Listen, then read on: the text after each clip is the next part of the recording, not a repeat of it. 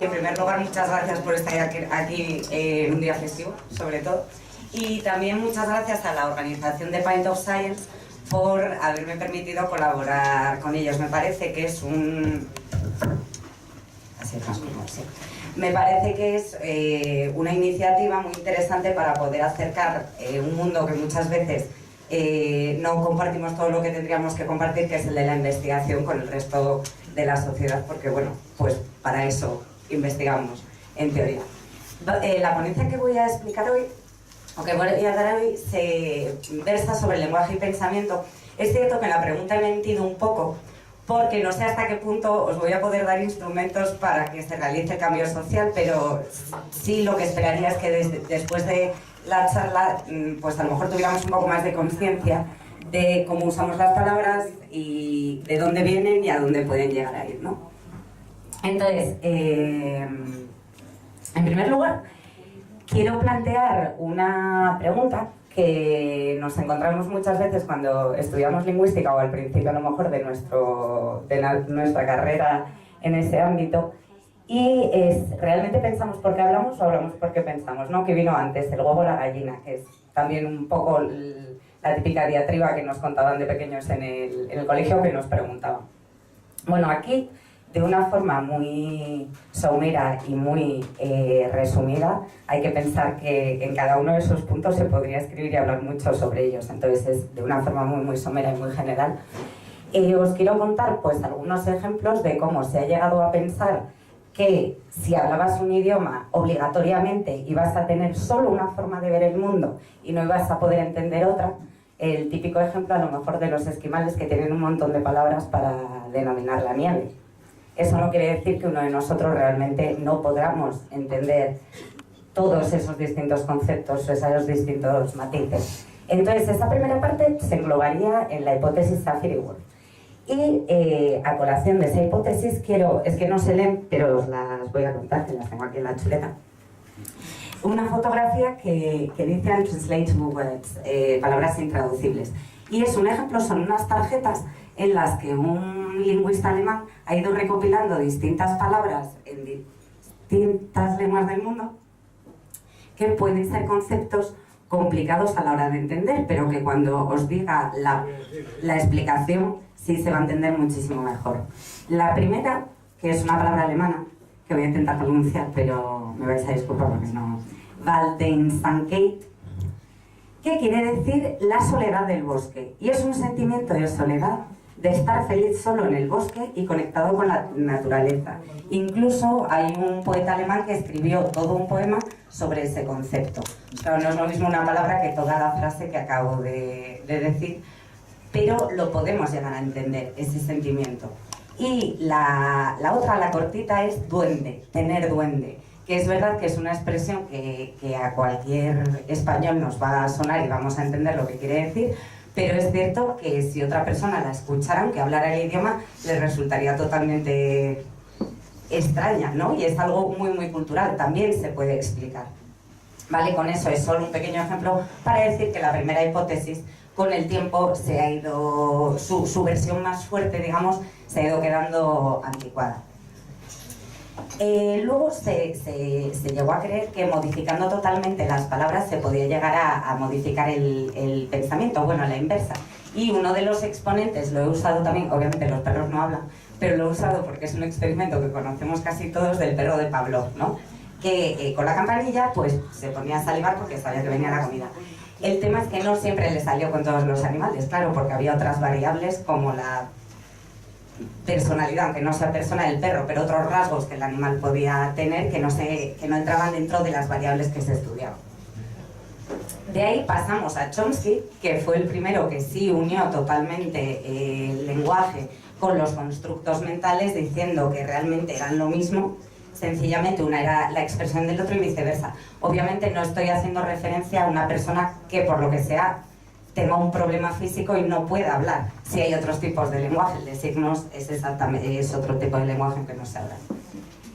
Pero ahí se olvidó de incluir la experiencia del sujeto, ¿vale? Que la experiencia del sujeto tiene una importancia muy grande, porque gracias a esa experiencia pues por ejemplo nosotros podríamos llegar a entender, si fuéramos, sin que nos lo explicaran, los distintos tipos de nieve que entienden en el norte de Europa, bueno, en el polo. Bien, entonces todo esto, bueno, pues nos dice que el lenguaje es un elemento bastante complejo, ¿no? Porque entra pues el pensamiento, la experiencia, y obviamente hemos visto palabras y términos que con una sola palabra podemos estar designando muchas cosas. Bien, y todo esto viene a colación porque yo soy traductora y ahora os quiero contar algunos mitos o no mitos de la traducción. Sobre todo quiero hablar, entre otras cosas, de Google Translate. Sí. Claro, me han dado un micrófono, me han dicho que podía hablar de lingüística, pues hablo de lingüística. Entonces, bueno, en primer caso, traductor traidor. Cualquiera que nos hayamos dedicado en algún momento al oficio de la traducción, sabemos que muchas veces no nos quedamos contentos porque siempre vamos a perder o nos va a parecer que perdemos algo del original. No se puede siempre transmitirlo absolutamente todo. Entonces, aquí he incluido, pues quería incluir 2 puntos sencillamente porque a los traductores, eso es algo que he visto siempre, se nos recuerda o la gente habla de nosotros cuando hacemos un mal trabajo. Algo muy típico es la traducción de los títulos de las películas, ¿no? Que todo el mundo dice, pero si el original y la traducción no tiene nada que ver. No, lo hace el colectivo de traductores, lo hace marketing, lo hace la productora, ¿vale? Pero no tiene nada que ver con los traductores.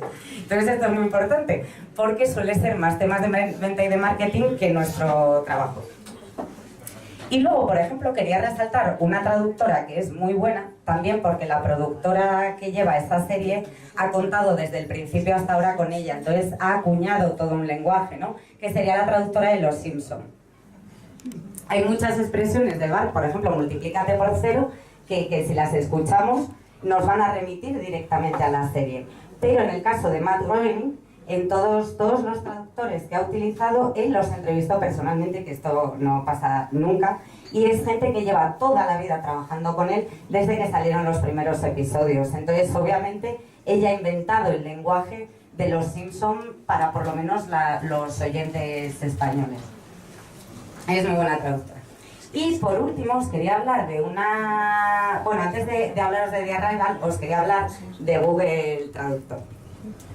Como veis, yo introduje judías y me salió Jewish, ¿no? Judías, pero de la religión. Claro, yo pues tenía la idea de las habas, no de las judías de religión. Entonces, ¿qué pasa con Google Translate? Porque muchas veces también, incluso con mis alumnos, me preguntan, ¿y qué va a pasar? ¿Voy a poder trabajar de traductor una vez que acabe la carrera? Porque, claro, hay tantas herramientas hoy en día que pueden pasar de un idioma a otro que... Pues la respuesta es sí. Vais a poder seguir trabajando de traductores o vais a poder trabajar de traductores porque las máquinas tendrían que aprender a pensar. Hasta que las máquinas no puedan razonar, no van a poder hacer distinción entre un término y otro.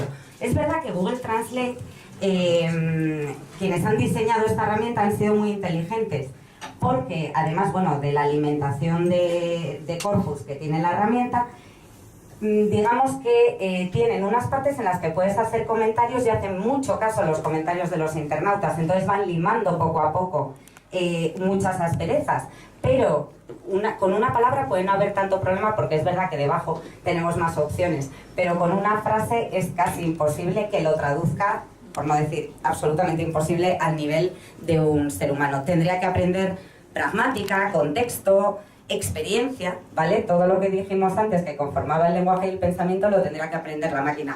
¿Que pueden llegar a aprenderlo? No lo dudo. Pero hombre, yo le doy mínimo 100 años, ¿no? Vaya que ya estaremos jubilados, tanto yo como mis alumnos. Y por último, no voy a hacer spoiler, pero he querido incluir una película que se llama The Arrival, La Llegada, que es sobre unos alienígenas que llegan a la Tierra y nadie les entiende, ¿no? Porque hablan en alienígena. Entonces contratan a una profesora del MIT de Massachusetts para que les haga la traducción de marciano inglés, inglés marciano, pero claro, ella no habla marciano, perdón, alienígena, porque pueden ser donde quieran, o sea, no lo especifican. Ella no habla alienígena. Entonces, pues bueno, lo que hace es pues ponerse delante de los marcianos e intentar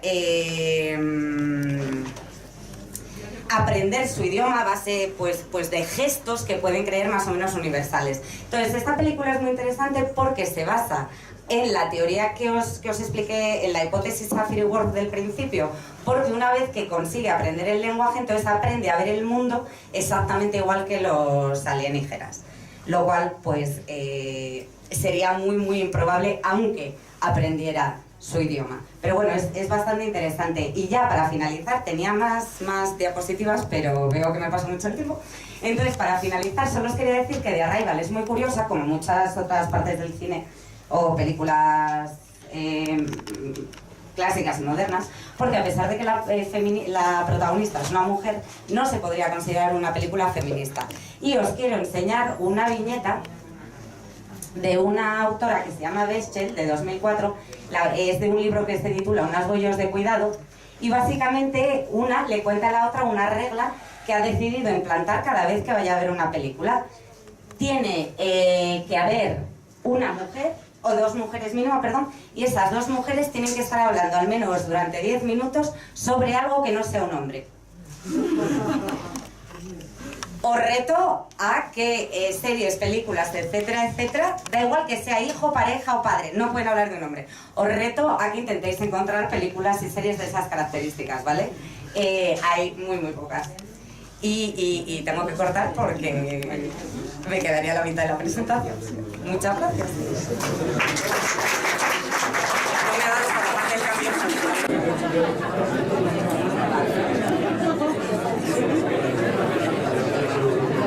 ¿Hay alguna pregunta o...? Vale, pues... ¿Me puedes volver a poner la presentación, por favor? Ahí está. Ah, vale. Vale. Pues como me han dejado 5 minutillos más para contaros otra de las slides, era la parte más de análisis, si queremos, de herramienta para analizar el cambio social. La he titulado eso, el diccionario como máquina del tiempo y herramienta de análisis social. Y esos dos, tanto el RAE como el nuevo tesoro de la lengua española, los podéis encontrar online y son gratuitos. Entonces, básicamente, lo que he hecho, he cogido algunas palabras, la última no, pero el resto tiene que ver con la medicina, y he comprobado cuando los diccionarios académicos introdujeron el femenino de esa profesión. Entonces, bueno, en cirujano en 1570 ya existían, cirujana no fue hasta más de 400 años más tarde. Ginecólogo 1895, ginecóloga 1936. Tanto boticaria como médica querían decir en origen la mujer del boticario o la mujer de la médica. Como veis, tardaron más o menos un siglo, bueno, médico-médica muchísimo más, 400 años más o menos, en que se admitiera también la otra acepción, pero hoy en día en el diccionario normativo sigue como acepción en desuso, pero acepción la de esposa del médico o esposa del boticario. Y luego no solo eso, sino que en la Fundeu, que es otro tipo de diccionario normativo, explica que en muchos países, en el caso del español, claro, de Latinoamérica, el uso no ha calado en la sociedad el femenino de médica. De médico, bueno, que sería médica. Entonces siguen recomendando que en esos países se use el masculino, a pesar de que estemos hablando de una mujer. Es bastante interesante. En el caso de doctor y doctora, también más o menos un siglo. Y el último que tengo, americano versus estadounidense, es porque es muy curioso que cuando hablamos de la gente de Estados Unidos nos referimos muchas veces a los americanos. Bueno, pues es que el resto del continente también son americanos, y norteamericanos tenemos a los mexicanos y a los canadienses. Pero es que americano en origen, en el 1770 y hasta un par de siglos, bueno, un siglo y medio más tarde, se llamaban también a los españoles que habían emigrado y que a la vuelta se les conocían como americanos o indianos. No fue hasta hace relativamente poco que este término se utilizó solo y exclusivamente, bueno, no solo y exclusivamente, pero la mayor parte de las veces para referirnos a los ciudadanos de Estados Unidos. Y como veis, estadounidense no es hasta el siglo XX que, cuando se acuñó la palabra. Pues en este caso, por ejemplo, tendríamos un caso de algo que en lingüística llamamos imperialismo lingüístico, y que es bastante interesante también darse cuenta, ¿no? Yo a mis alumnos les pongo siempre el ejemplo Pues cuando me dicen, no es tan grave, pues imaginad que Alemania, como es el motor de Europa, de repente se llama Europa y a todo el mundo que va a Alemania pues dice que ellos son europeos y que el resto pues os parecería bien. Claro, pues a nadie le parece bien. Bueno, pues esto es un poco lo mismo. Y ahora sí que ya lo dejo. Muchas gracias.